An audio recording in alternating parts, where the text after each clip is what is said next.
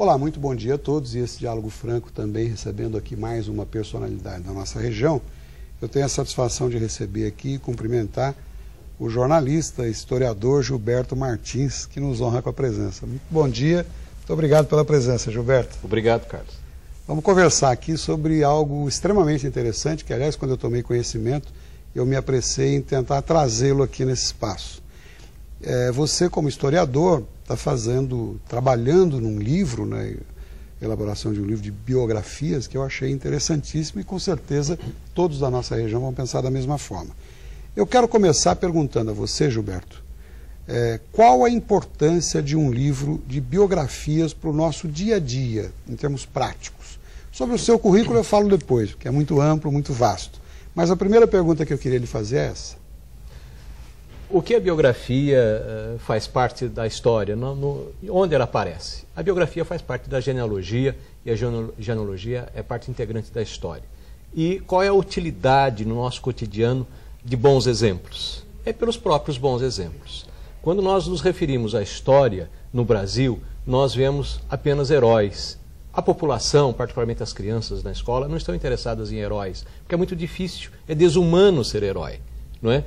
Particularmente ligado aos conflitos. Como você disse, o Duque de Caxias sequer desce do cavalo. Isso, exato. Ele fica lá o tempo todo. Então, ele não toma café, não é? Ele não troca de roupa, e isso é muito ruim. Um exemplo que nós temos de história e o valor que esses personagens nos apresentam é quando o Ayrton Senna morreu.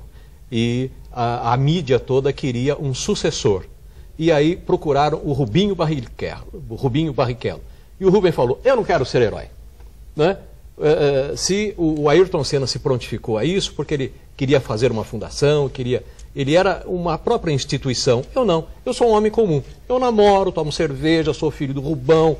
Chega sempre atrás. Exatamente, quebro todos os carros. Né? Então, eu quero ser um homem comum. Essa deveria ser, na verdade, o que acontece nos Estados Unidos da América. Quando nós olhamos para Thomas Jefferson, Lincoln e outros tantos, homens normais, de carne e osso, que fizeram a independência. Portanto, esse dia a dia de todos nós, a biografia que vai ser apresentada por você, de tantas personalidades e também de tantas pessoas comuns, entre aspas, né? O índio, que nós vamos falar daqui a pouco, sim. O bandeirante, são pessoas normais. Sim, sim, normais. Que fizeram acontecer. Exatamente, e que vestiam roupa. Tanto é que eu trouxe um dos biografados, com licença, Guaratinguetá, Tomás Maia, Frei Galvão. Muito bem. Né?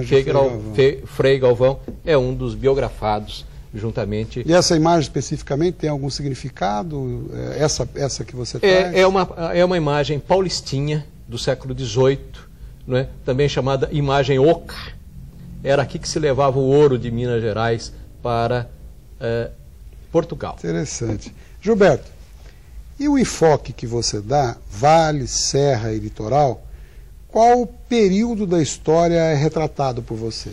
Começa no século XVI e vai até os nossos últimos dias. Tanto é que os biografados, nossos contemporâneos, estão aqui conosco, andando pelas ruas e fazendo coisas para a nossa região.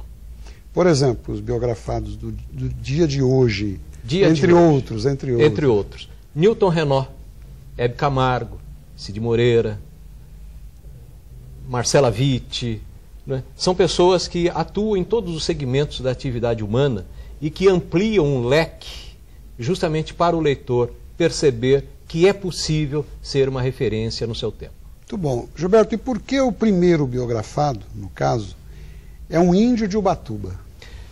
Cunhambebe era o nome desse índio.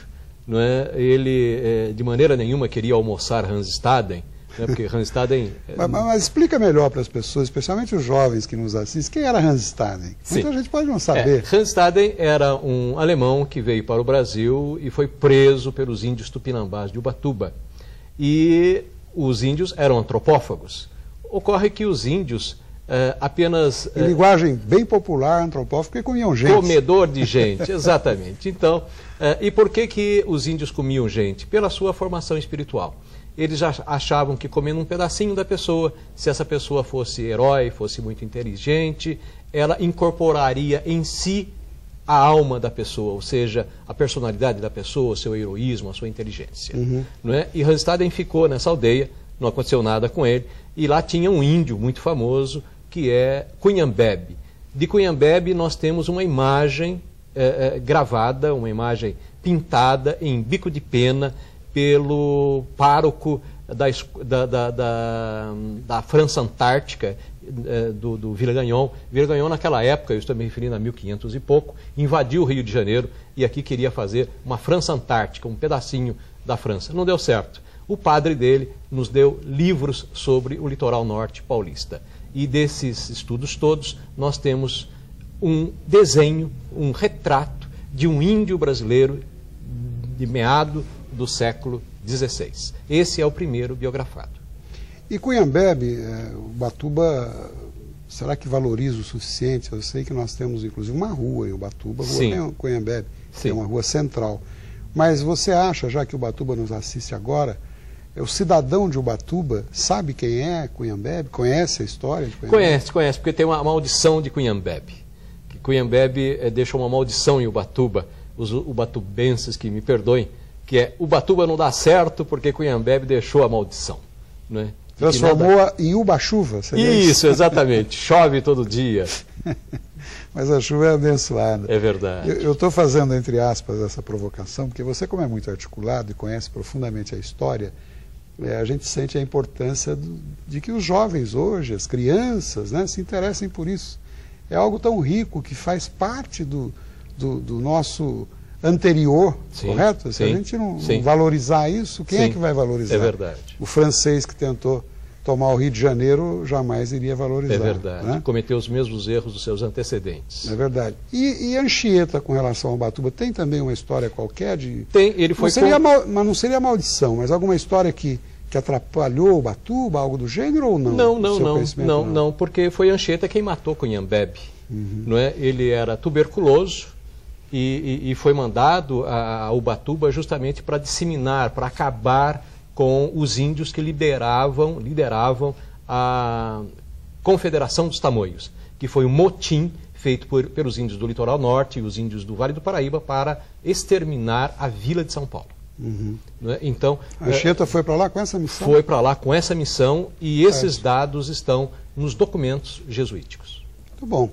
Eu vou pedir um minutinho de licença a todos, esse diálogo franco, como todos podem sentir, é uma personalidade que aqui comparece, falando de algo inusitado, diferente e muito atual, porque história é algo que a gente tem realmente que olhar com lupa. Um minuto só, a gente já volta. Até já.